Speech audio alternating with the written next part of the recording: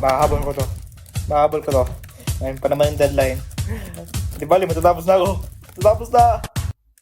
Wait. Hoy! Hoy! Ano ba yan? Ngayon pala sira. Uy! Sira yung PC ko, guys. Sira yung PC ko. Hindi. Mapapayos ko to. May chip pa kaya? Of course, walang chip! Ano ba yan? Ang dilim pa naman ang panahon. Namatay pa yung ilaw. Anong gagawin ko? May problema ka ba? Yeah. Madali lang yan sa Serve. Ngayon, maghanap ka lang ng service provider. Ngayon, sa Serve, hanapin mo yung service provider at i-click mo siya. Ngayon, ang package, ngayon mo siya kailangan? Yeah. Same day package. Ngayon, i-click lang ang confirm at hintayin ang confirmation ng service provider. Serve po. Hey, yo! Hindi lang computer technician at electrician ang meron.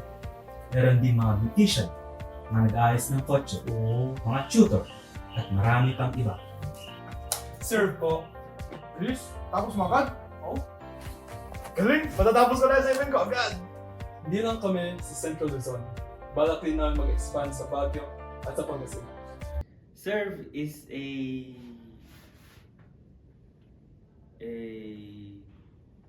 what ako na nga lang.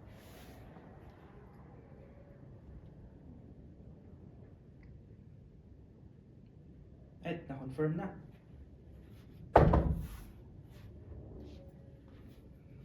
Pwede ba ikaw na lang magsalita para sa akin? Nakalimutan ko na kasi yung sasabihin ko eh. Yes sir, ako na balik. Now, Serve is a progressive web app built to suit all our needs when looking for a local service provider. Now, what makes Serve different from our competitors? Well, it is built on the blockchain, making it secure and verifiable compared to other apps. And it's also our contribution to SDG 8, which is decent work and economic growth.